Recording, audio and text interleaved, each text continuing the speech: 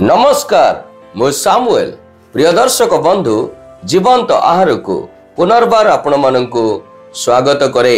आसंतु प्रत्येक दिन भली आज मध्य पवित्र बाइबल प्रकाशित वाक्य 18 पर्व 1 पद ठारू 8 पद पर्यंत पाठ करिबा।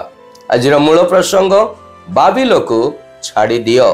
एठारे प्रकार लेखा जाए, एथि उतारे मु आउ जणे दूतंकु स्वर्गरु ओल्हाई आसिबार देखिली। से महा क्षमतापन्न, ताहांक महिमारे पृथ्वी आलोकमय होई गला। से महा शब्द करी उच्च स्वर रे कहिले, महानगरी बाबिल पतित अधपतित होई अछि, ता भूत मानक वासस्थान, पुणी असुचि आत्मा मानकर एवं असुचि व घृण्य पक्षी मानकर आश्रय स्थान होई अछि। कारण जाति समूह ताहार बेविचारर काम रूप सुरा पान करियछंती। पृथ्वीर राजा माने ताहा सहित बेविचार करियछंती ओ पृथ्वीर बणिक माने ताहार विलासितार धनी होई अछंती। परे मु स्वर्गरु आउ गोटे स्वर एहा कहिबार सुनिली, हे आंभर लोक माने, तुम्भे माने जेपरि ताहार पापर सहभागी न हुओ ओ ताहार क्लेशर अंशी न हुओ, एथि निमंते ताहा ठारू बाहरी आस। कारण ताहार पाप राशि स्वर्ग पर्यंत सुधा उठी अछि। आ ईश्वर ताहार अधर्म सबु स्मरण करियछंती। से जेपरि करियछि सेहि परि ताहाको प्रतिफल दियो। ताहार कर्म अनुसार ताहाको 2 गुण प्रतिफल दियो। आउ से जो पात्र रे मध्य मिश्रित करियछि सेतिरे ताहा पाई 2 गुण मध्य मिश्रित कर। से जेते निजर गौरव करियछि ओ विलासितारे काल काटी अछि, ताको सेते जंत्रणा ओ शोक दियो। कारण से मने मने कहूअछि, मु राणी होई बसी अछि, मु विधवा नुहे, मते कदापि शोक करिबाको हेबो नाही। एनिमंते एक दिन रे ही ताहा प्रति एही समस्त क्लेश अर्थात मृत्यु, शोक व दुर्भिक्ष घटिबो। आउ से संपूर्ण रूपे अग्नि रे दग्ध हेबो। जेणु ताहार विचारकर्ता प्रभु ईश्वर शक्तिमान। ईश्वर आजिर शास्त्रांश पाठ करिबारे एवं श्रवण करिबारे हम प्रत्येक को आशीर्वाद करंतु। आसंतु एही शास्त्रांश को बुझिबा निमंते चेष्टा करू।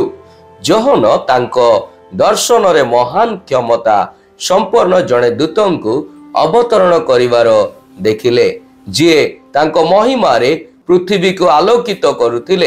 एही दूत महान बाबिल रो ध्वंस घोषणा कले।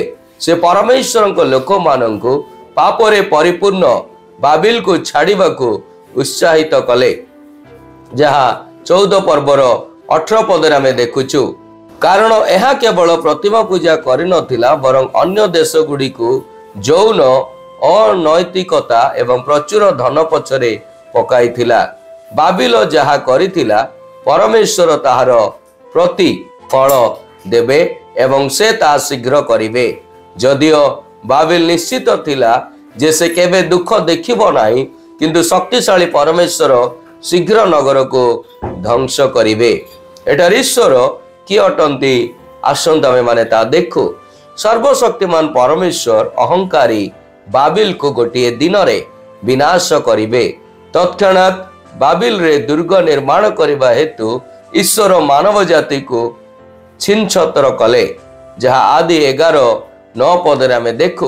एवं यीशुଙ୍କ द्वारा कुआ जाइथिबा एक दृष्टांत रे से जणे धनी व्यक्ति को हठात मृत्युवरण कराइले, जे धन संचय करितिले एवं एक सहज जीवनर स्वप्न देखुतिले, जहा लूक तार 12 पर्व 20 पद रे हमें माने देखु। पार्थिव गौरव क्षणस्थायी, किंतु स्वर्गीय विश्राम अनंतकालीन अटे। यह को दृष्टि रे रखी आपण एही जगत रे किपरि बंचिबा उचित बोली भावंती। ईश्वर आजिर शास्त्रांश रे आंब मान को कौन सिखांती, आसंतु मोर प्रिय माने आमे माने ता शिखु एवं आपण आत्मिक जीवन रे वृद्धि पाइबा निमंते चेष्टा करू। 4 ରୁ 5 पद अनुसार आपण पापपूर्ण बाबिल छाड़िबा को पड़िबो। यार अर्थ कौनसी भौतिक स्थान छाड़िबा नुहे, बरं बाबिलोनीय मानसिकता विश्व दृष्टिकोण एवं मूल्यबोध को परित्याग करवा अटे। लोटंक स्त्री को मने पकांतु तांको हृदय सदम पाई आग्रही थिबारु से लुणर स्तंभ हो जाइथिले। जहा आदि 19 पर्वर 26 पदरे आमे देखु। ए मुहूर्त रे आपण को केउ पापपूर्ण चिंताधारा किंबा अभ्यास छाड़ीबा को पड़िबो ए आपण निजे अनुभव करी कार्य रे ता परिणत करंतु। आजिर ध्यान रे ईश्वर हम प्रत्येक को आशीर्वाद करंतु। आसंतु आम्भे माने प्रार्थना करिबा। हे प्रभु, तुमर वाक्य को अनुसरण करी आज्ञाकारी एवं पालनकारी भावरे शुद्ध जीवन पवित्र जीवन काटी तुमर आगमन पर्यंत विश्वस्त भावरे ठिया हवा पाई शक्ति बुद्धि एवं सामर्थ्य प्रदान करंतु। प्रभु यीशु नाम रे ए प्रार्थना मागिली, आमेन।